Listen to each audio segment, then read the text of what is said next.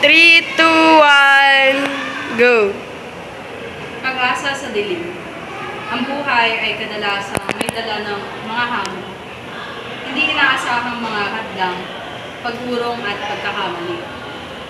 Ganap na nauunawaan ang pakiramdam ng pangiinan ng loob. Kapag ang mga bagay ay hindi nangyayari tulad ng inaasahan natin.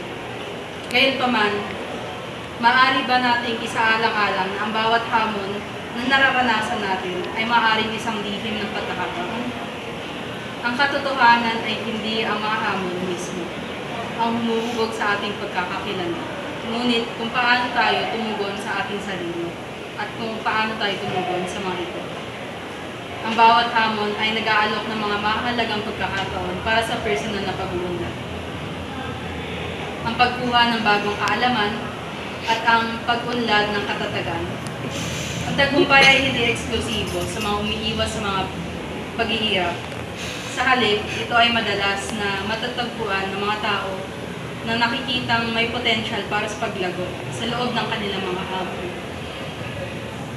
Ang bawat hamon ay nagpapakita ng mga magagandang pagkakataon para sa personal na paglago at pagkakabuti sa sarili. Kapag nakatagpo ng mga paghihirap sa buhay, hinihikayat natin lapitan ito at sila mismo ng may tapang at bukas na isip. Yakapin ang karanasan, hanapin ang mga aral na inaalok nito, at hayaan itong magbigay ng inspirasyon sa iyong pag-unlad. Ang bawat hamon ay hindi minsan nagbibigay sa atin ng pagkakakilanlan, kundi makakatulong ito na lumapit sa pagiging pinakamahusay na version ng inyong sarili.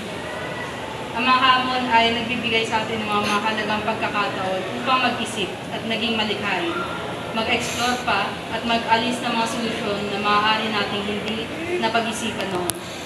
Mahalagang tandaan na madalas ang umusubong ang pag-unlad hindi sa panahon ng kaginhawaan, ngunit sa halip kapag naharap tayo ng mga hamon.